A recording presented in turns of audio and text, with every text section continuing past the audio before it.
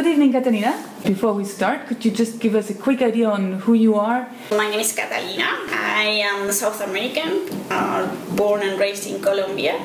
I've been here for the last 6 years. I moved here when I was 23, so I'm 29 right now.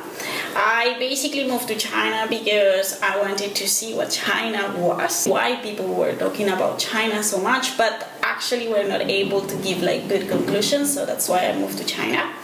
At the beginning it was for 6 months. I extended it and I've been here for 6 years. Well, I started studying Chinese because I thought that was the way to enter the culture or to understand a little bit better.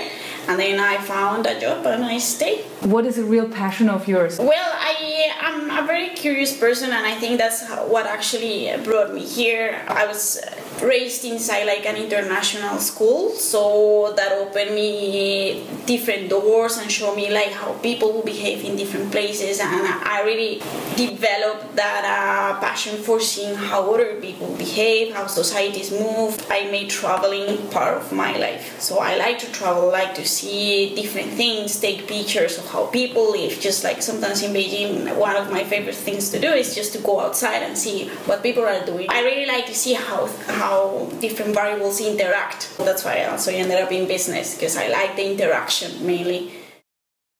How would you describe your overall experience? Let's say Beijing for me in 3 sentences. It's a place where you never get bored, for good or bad.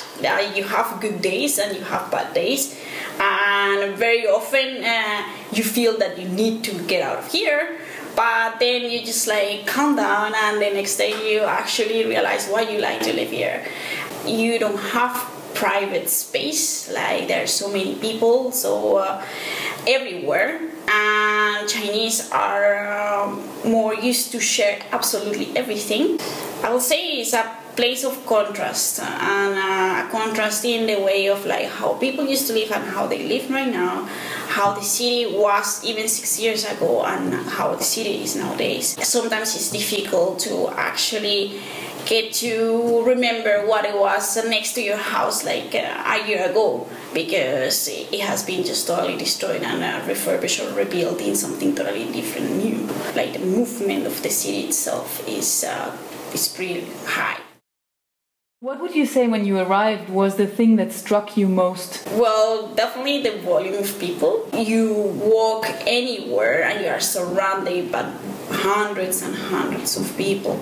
In Beijing, for example, just a couple of districts, neighborhoods, have the same amount of people that cities in Colombia. It's difficult at the beginning. Chinese don't mind to be pushed, don't mind to be surrounded by hundreds of people, don't mind to walk slowly.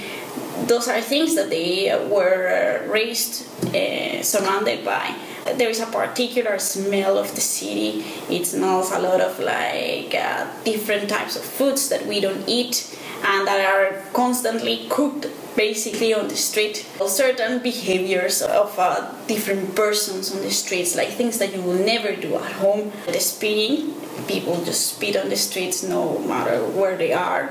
You also will find people smoking all around you, even though if you are in an elevator. There's a lot of drama on the streets. You will see constantly parents fighting kids or couples fighting each other, but with a lot of passion. And I'm from South America, and that doesn't happen in South America.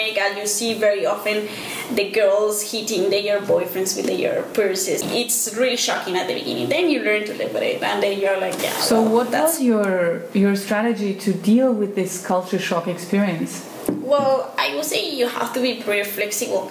In the end, you are the one who is the visitor. Because if you get upset about it, you just start collecting angriness, and then one day you're not going to be able to handle it. You also understand where it comes from, if you're interested to understand where it comes from, or you ignore it.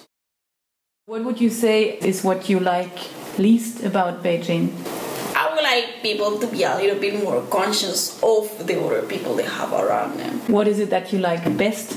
The fact that you can be part of that change. It's a constant change, and I'm being part of that change. I'm able to experience it, I'm able to live with it. It starts with the economical part, but the economical boom just pushes all other variables in the society. And I've learned a lot of things at the same time, and I've seen a lot of other things changing at the same time, so it's pretty exciting.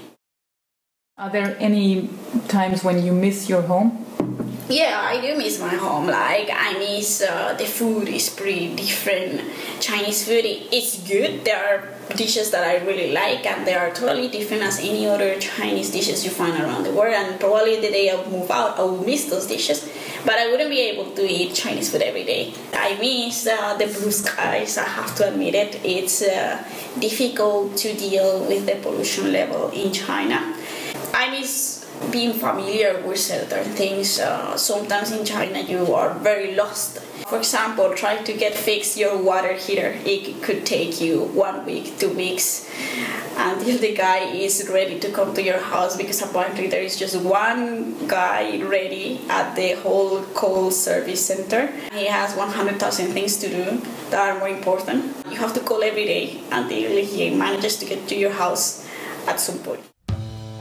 Watch the entire interview on whatsitlike.tv.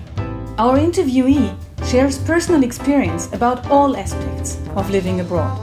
For example, what's it like to integrate and make friends? What's it like at work and in business? What's it like to live in the city? What's it like to bring a partner and kids? We have prepared for you hundreds of candid, real-life accounts of expatriates who are actually there.